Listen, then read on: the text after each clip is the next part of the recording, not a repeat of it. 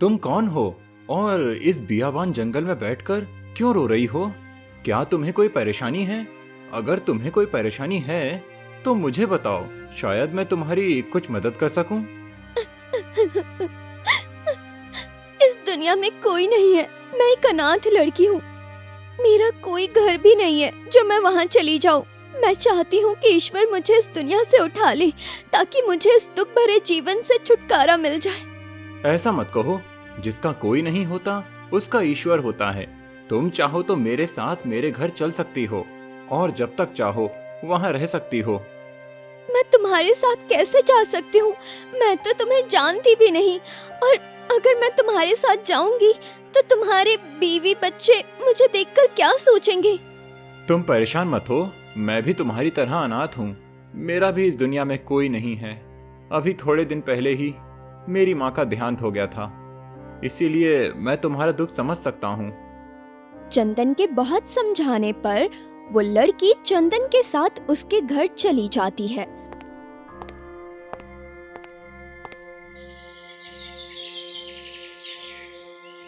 उस लड़की को चंदन के साथ रहते रहते 1 हफ्ता बीत जाता है। एक दिन चंदन उस लड़की से कहता है, तुमने मुझे आज तक अपना नाम नहीं बताया, क्या नाम है तुम्हारा? जी मेरा नाम तुलसी है। अरे वाह तुलसी, नाम तो तुम्हारा बहुत अच्छा है। वैसे तुम्हारा नाम तुलसी किसने रखा था? मेरा नाम मेरी माँ ने रखा था। मेरी माँ मुझसे बहुत प्रेम करती थी। वो मेरे बगैर एक पल भी नहीं रहती थी। मेरी माँ चाहती थी कि वो मेरी शादी किसी ईमानदार और सीधे सच्चे आदमी से करेगी। भले ही उस आदमी के पास दौलत ना हो, लेकिन वो ईमानदार होना चाहिए। तुलसी, तुम्हारी माँ सही कहती थी।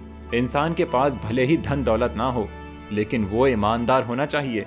धन दौलत का क्या है, वो तो आज है कल नहीं। चंदन, मुझे तुम्हारे साथ रहते हुए 1 हफ्ता बीत चुका है। तुम बहुत ईमानदार और भले इंसान हो। मैंने अभी तक तुम्हारे जैसे ईमानदार और भला इंसान नहीं देखा। मेरी माँ भी मेरे लिए तुम्हारे जैसा सज्जन और ईमानदार पति चाहती थी। क्या तुम मुझे अपनी पत्नी बनाओगे चंदन? तुलसी, सच बात तो यह है कि मैं भी तुमसे प्रेम करने लगा हूँ। मुझे तुम्हारे जैसी पत्नी की तलाश थी जो चरित्रवान हो और अपने पति से प्रेम करती हो। मैं तुम्हें अपनी पत्नी बनाने को तैयार हूँ तुलसी। अगले दिन दोनों बड़े ही सादा तरीके से शादी कर लेते हैं। चंदन अपनी पत्नी तुलसी से बहुत प्रेम करने लगा था, जबकि तुलसी चंदन से दिखावटी प्रेम करती थी। उसके मन में तो कुछ और ही चल रहा था। उसने चंदन से मीठी मीठी बातें करके उसे विश्वास दिलाया कि तुलसी एक बहुत अच्छी पत्नी है। उसके इस दिखावे को चंदन सच मान लेता है। उसे लगता था कि पूरे गांव में सबसे अच्छी और पतिव्रता स्त्री उसकी पत्नी ही है, इसलिए वो अपनी पत्नी पर आंख बंद करके भरोसा करने लगा था। चंदन की पत्नी जानती थी कि उसका पति उस पर दिलो जान से मरता है और उस पर पूरा भरोसा करता है। एक दिन चंदन की पत्नी ने सपना देखा। सपने में उसने देखा कि उसके दरवाजे पर एक भिखारी भीख मांगने के लिए आया है। जब उस भिखारी ने आवाज लगाई तो उसकी पत्नी थाली में अनाज लेकर भिखारी को देने के लिए दरवाजे पर गई।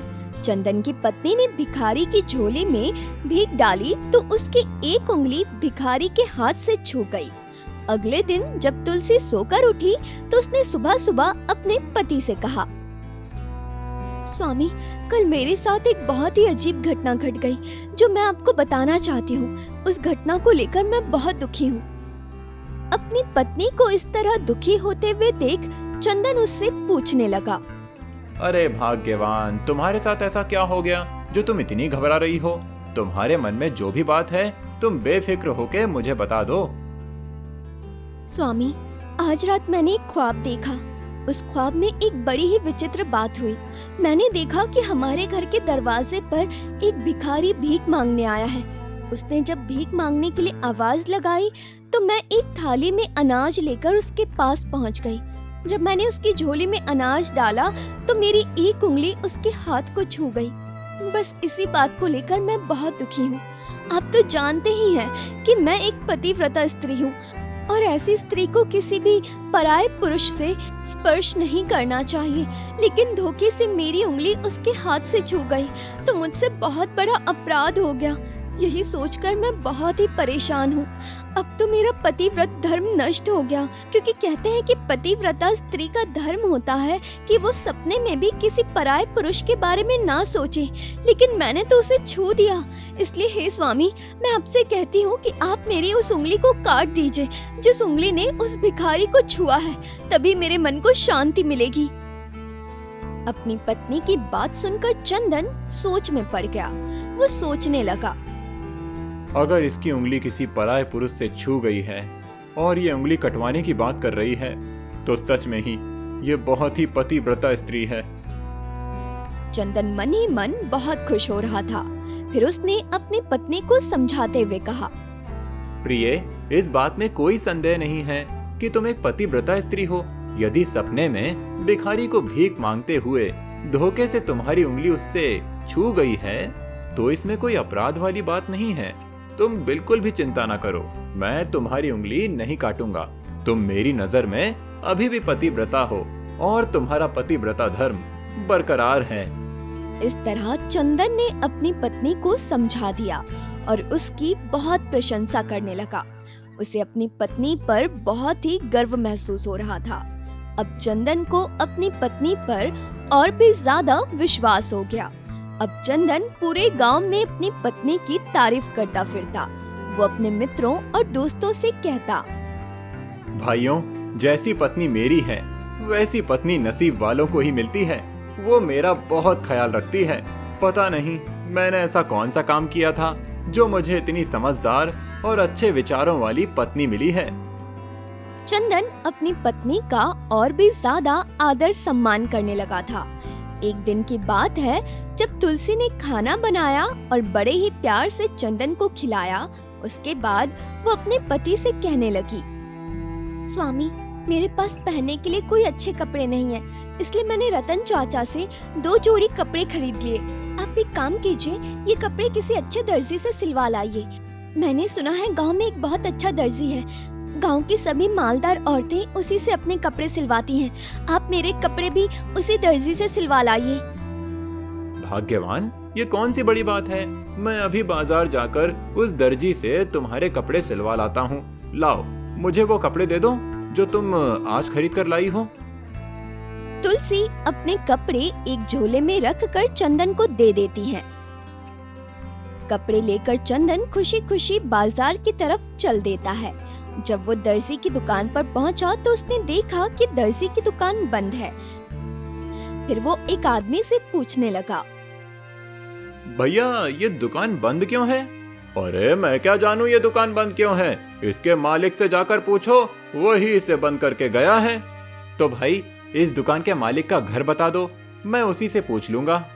वो सामने वाला घर इस दुकान के मालिक का ही है। जाओ और जाकर मालूम कर लो आखिर क्यों बंद है ये दुकान। फिर चंदन दर्जी के घर चला जाता है। उसके बाद वो अपनी पत्नी के कपड़े दर्जी के हाथ में थमा देता है और कहने लगता है, भाई, ये मेरी पत्नी के कपड़े हैं, इन्हें जल्दी से जल्दी सिलकर मुझे दे दो। भाई, कपड़े ऐसे थोड़ी ही सिलते हैं कि तुम घोड़ी पे सवार होकर आओ और मैं तुम्हें छू मंतर करके कपड़े सिलकर दे दूं। अरे थोड़ा वक्त लगता है, तुम्हें ये कपड़े 2 दिन बाद मिलेंगे। अगर सिलवाने हो तो कपड़े दे दो, वरना कहीं और सिलवा लो। मेरे पास जल्दबाजी का काम नहीं है, यहाँ तसल्ली पूर्वक काम किया जाता है। अरे भाई, नाराज क्यों होते हो? 2 दिन बाद दे देना, मुझे कोई जल्दी नहीं है। दर्जी ने चंदन से कपड़े लिए और तुलसी के बताए नाप के हिसाब से कपड़े को काट छाट दिया और जो उसके कपड़े की कतरन बची वो कतरन चंदन को देते हुए कहा, लो भाई, ये कपड़ा आपका बच गया है, इसे तुम अपने घर ले जा सकते हो, क्योंकि मुझे इसकी कोई जरूरत नहीं है। हमारे यहाँ बहुत ईमानदारी से काम होता है। मैं अपने यहाँ किसी के कपड़े की एक कतरन भी नहीं रखता। दर्जी की ये बात सुनकर चंदन को बहुत ही आश्चर्य हुआ और वो सोचने लगा, ऐसा ईमानदार और सच्चा दर्जी तो मैंने आज तक नहीं देखा। ये किसी के बचे हुए कपड़े की एक कतरन तक अपने पास नहीं रखता है। आज मुझे पता चला कि इस दुनिया में बहुत ईमानदार लोग हैं। भाई, मैं भला इस कतरन का क्या करूंगा? आप इस कतरन को अपने पास ही रख लीजिए। ये कतरन आपके कुछ ना कुछ काम तो आ ही जाएगा। अरे भाई, तुम्हारे लिए मैं अपना नियम नहीं बदल सकता। मैं कपड़े की कतरन अपने पास नहीं रखता हूँ, इसीलिए तुम ये कतरन अपने घर ले जाओ, तभी मैं आपकी पत्नी के कपड़े सिलूंगा। चंदन के कई बार समझाने पर भी जब दर्जी नहीं माना तो चंदन ने वो बचा हुआ कपड़ा लिया और अपने घर की ओर चल दिया। जब चंदन अपने घर की तरफ जा रहा था तो वो सोच रहा था, इस दुनिया में एक से बढ़कर एक ईमानदार लोग आज भी मौजूद हैं। ये दर्जी तो मेरी पत्नी से भी ज्यादा ईमानदार है। लोगों के कपड़े सिलता है, परंतु मजाल है कि बचा हुआ एक धागा भी अपने पास रख ले। मैं तो सोचता था कि आज के जमाने में ईमानदार लोग नहीं रहे, परंतु यहाँ पर तो एक से बढ़कर एक ईमानदार लोग हैं। ये बातें सोचते सोचते जब चंदन अपने घर पहुंचा तो घर में जाकर उसने देखा कि उसकी पत्नी घर पर मौजूद नहीं है और घर का सारा सामान इधर उधर बिखरा हुआ है। घर की ऐसी हालत देखकर और अपनी पत्नी को घर में ना पाकर चंदन बहुत ही घबरा गया और सोचने लगा, अरे, मेरे घर की यह हालत किसने की? और तुलसी कहाँ है? अभी थोड़ी देर पहले ही तो उसने मुझे बाजार भेजा था, आखिर वो गई कहाँ? तुलसी! ये सब कुछ देखकर चंदन बहुत ही बेचैन हो रहा था। उसकी समझ में कुछ नहीं आ रहा था कि वो क्या करे। उसने इधर उधर अपनी पत्नी को तलाश किया, लेकिन उसकी पत्नी कहीं ना मिली। फिर चंदन अपने पड़ोसी के पास गया और उससे पूछने लगा, सोमू, तूने मेरी पत्नी को कहीं देखा क्या? मैं कब से उसे ढूंढ रहा हूँ, लेकिन वो कहीं भी नहीं मिली। मैंने पूरा गांव छान मारा, लेकिन उसका कोई पता नहीं है। अरे चंदन, तेरे आने से थोड़ी देर पहले ही तेरी पत्नी 2 बड़े बड़े थैले अपने साथ लेकर कहीं जा रही थी। अब मैं ये तो नहीं जानता कि वो कहाँ पर गई है। सोमू की बात सुनकर चंदन घबरा गया। चंदन की ये हालत देखकर सोमू उससे बोला, आखिर बात क्या है चंदन? क्या तुलसी तुम्हें बताकर नहीं गई कि वो कहाँ गई है? अभी 1 महीने पहले ही तो तुम्हारी शादी हुई थी, तो फिर इतनी जल्दी तुम्हारी पत्नी अपने मैके कैसे चली गई? या फिर तुम दोनों का झगड़ा हो गया था, जिस वजह से वो नाराज होकर अपने मैके चली गई हो? वैसे बात जो भी हो, तू परेशान मत हो। ज्यादा से ज्यादा तुलसी अपने मैके ही गई होगी, 2-4 दिन में वापस लौट आएगी। तू परेशान मत हो। अगर वो कहीं गई है तो कम से कम मुझे बताकर तो जाती। और रही बात मैके जाने की, तो उसका तो कोई मैका ही नहीं है, और ना ही मेरा उससे कोई झगड़ा हुआ है कि वो मुझसे गुस्सा होकर कहीं चली जाती। वो तो मुझसे बिना पूछे खाना तक नहीं खाती थी। इसके बाद चंदन सोमू को अपने घर ले जाता है। जब सोमू ने चंदन के घर की हालत देखी, सारा सामान इधर उधर बिखरा पड़ा है, संदूक खुले पड़े हैं, बक्सों में जो कीमती सामान था, गहने जेवर सब गायब हैं। तब सोमू ने चंदन से पूछा, अरे चंदन, मुझे एक बात बता, तू तो कह रहा था कि तेरी पत्नी का कोई मैका नहीं है, तो फिर तेरी पत्नी तुझे कहाँ मिली थी? तुलसी मुझे जंगल में रोती हुई मिली थी। वो कह रही थी, मेरा इस दुनिया में कोई नहीं है, इसीलिए मैं मरना चाहती हूँ। मुझे उस पर तरस आ गया, इसीलिए मैं उसे अपने घर ले आया। वो चाहती थी कि कोई ईमानदार और सच्चा सीधा आदमी मिल जाए तो वो उसके साथ जीवन बिता लेगी। बातों ही बातों में उसने मुझसे कहा कि मैं भी तुम्हारे जैसा सज्जन और ईमानदार पति चाहती हूँ, क्या तुम मुझसे विवाह करोगे? मैं भी उसे पसंद करता था, इसीलिए मैंने उससे विवाह कर लिया। चंदन की बात सुनकर सोमू समझ गया कि माजरा क्या है। चंदन, वो औरत विवाह का झूठा ढोंग करके तेरे को पागल बना गई। ना तो वो औरत चरित्रवान थी और ना ही वो तेरे से प्रेम करती थी। वो तो सिर्फ तुझे मूर्ख बना रही थी। दरअसल वो तुझे लूटने के लिए तेरी बनी थी। जब तक तू घर पर रहा तब तक उसे घर लूटने का कोई मौका नहीं मिला। जैसे ही तूने उसे अकेला छोड़ा, वैसे ही मौका पाकर वो तुझे लूट कर ले गई। अवश्य ही वो औरत कोई ठगनी या कोई लुटेरी थी जो तुम्हारा सारा धन लूटकर तुम्हें मूर्ख बनाकर चली गई। मैं कैसे विश्वास करूं सोमू कि उसने मुझे धोखा दिया है। अभी 2 दिन पहले की बात है, जब वो सोकर उठी थी तो उसने मुझे बताया कि रात में उसने एक ख्वाब देखा था। ख्वाब में दरवाजे पर एक भिखारी भीख मांगने आया था। जब वो उसे भीख देने गई तो भीख देते समय उसकी उंगली भिखारी के हाथ से छू गई। इसीलिए वो कह रही थी कि आप इस उंगली को काट दीजिए, क्योंकि ये गैर मर्द के हाथ से छू गई है। उसकी यह बात सुनकर मुझे लगा कि वो बहुत बड़ी पतिव्रता स्त्री है, तभी तो वो उंगली काटने की बात कह रही थी। मुझे क्या पता था कि वो धोखेबाज मुझे मूर्ख बना रही है और मेरे घर से मेरी धन दौलत लेकर फरार होना चाहती थी। चंदन की बेवकूफी और उस औरत की चतुराई सुनकर सोमू मन ही मन हंस रहा था और फिर सोमू दुख भरा मुंह बनाकर कहने लगा, चंदन, तू किस जमाने में जी रहा है? वो औरत तुझे मूर्ख बना रही थी, इसीलिए तो वो पतिव्रता होने का ढोंग कर रही थी। तू उसके माँ बाप को नहीं जानता, उसका गांव नहीं जानता, राह चलती औरत को घर उठाकर ले आया। तू उसके प्रेम में इतना अंधा हो गया कि तुझे उसके अलावा कुछ दिखाई नहीं दिया। सोमू की बात सुनकर चंदन को इस बात का विश्वास हो गया कि उसकी पत्नी हमेशा के लिए उसे छोड़कर जा चुकी है। चंदन बार बार यही सोच रहा था कि मैं तो अपनी पत्नी को बहुत ही ईमानदार और सच्ची औरत समझता था, लेकिन वो तो एक नंबर की धोखेबाज निकली। चंदन ये सोच ही रहा था कि तभी उसे उस दर्जी का ख्याल आया जिसे वो तुलसी के कपड़े सिलवाने के लिए देकर आया था। ईमानदार तो वो दर्जी भी बहुत था, कहीं ऐसा तो नहीं कि वो दर्जी भी धोखेबाज हो। वो तो कहता था कि अपने पास कटे हुए कपड़े की एक कतरन भी नहीं रखता। मुझे तो उस दर्जी पर भी संदेह हो रहा है, चलकर देखना चाहिए। इतना सोचकर चंदन फौरन भागता हुआ उस दर्जी के पास पहुंचा। वहां जाकर उसने देखा कि दर्जी दुकान पर मौजूद नहीं है। फिर चंदन उस दर्जी के घर गया तो वहां कोई और ही मिला।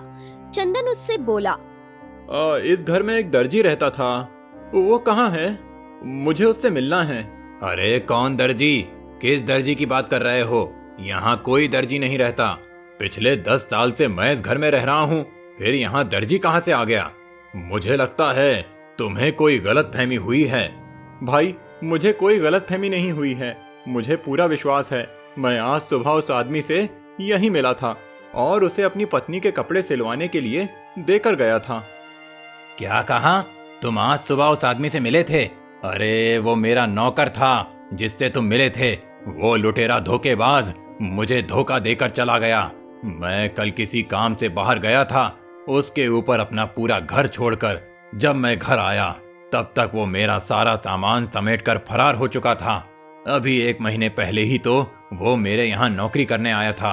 अभी तो मैंने उसकी तनख्वाह भी नहीं दी थी। अगर वो मुझे कभी मिल गया तो मैं उसकी खाल नोच लूंगा, उसका मुंह बिगाड़ दूंगा। मेरे जीवन भर की कमाई लूट कर ले गया। मकान मालिक की बात सुनकर चंदन को ये समझते देर ना लगी कि उसकी पत्नी और दर्जी आपस में मिले हुए थे। फिर चंदन अपने घर की ओर चल देता है और खुद से कहता है, मैंने जिस पर भी भरोसा किया वो ही सबसे बड़ा धोखेबाज निकला। मेरी पत्नी इतना दिखावा करती थी कि मानो कोई देवी हो, वो भी मुझे सिर्फ लूटने के लिए आई थी। अब इस दुनिया में किस पर भरोसा किया जाए? ईमानदारी दिखाने वाला वो दर्जी भी मेरी पत्नी से मिला हुआ था। आज मेरी समझ में आ गया, हर चमकने वाली चीज हीरा नहीं होती। उसके बाद चंदन फैसला करता है कि अब वो किसी के भी दिखावे में नहीं आएगा और किसी पर भी आंख बंद करके भरोसा नहीं करेगा। इस तरह चंदन अपनी मूर्खता पर पछताते हुए अपने घर वापस आ गया। घर आकर चंदन को बार बार अपनी पत्नी की याद आ रही थी। उसका सुंदर चेहरा उसके सामने आ जाता था। बेचारा अपनी पत्नी के झूठे प्रेम में आकर लुट चुका था। वो सोच रहा था, जिस पत्नी की मैंने गांव भर में प्रशंसा की, अब मैं गांव वालों को क्या मुंह दिखाऊंगा? जब लोगों को पता चलेगा कि मेरी पत्नी, जिसकी मैं तारीफ करते नहीं थकता था, वो मुझे लूट कर चली गई, तो गांव के सभी लोग मेरी मूर्खता पर हंसेंगे। अब मैं क्या करूं? एक काम करता हूं, रातों रात किसी दूसरे नगर में चला जाता हूं, वहीं कोई कामकाज करूंगा। और फिर 2-3 साल में वापस लौट आऊंगा। तब तक तो लोग मेरी पत्नी के बारे में भूल चुके होंगे। रात के अंधेरे में चंदन ने अपने घर में ताला लगाया और किसी दूसरे नगर की तरफ चल पड़ा। दूसरे नगर में जाकर वो छोटे मोटे काम करने लगा। जैसे तैसे उसका गुजारा चल रहा था। वहाँ पर उसे कई लोग मिले, परंतु उसने कभी भी किसी व्यक्ति पर विश्वास नहीं किया। कहते हैं कि आदमी ठोकर खाने के बाद ही होश में आता है। ठोकरें भी जीवन में एक अच्छा सबक दे जाती हैं।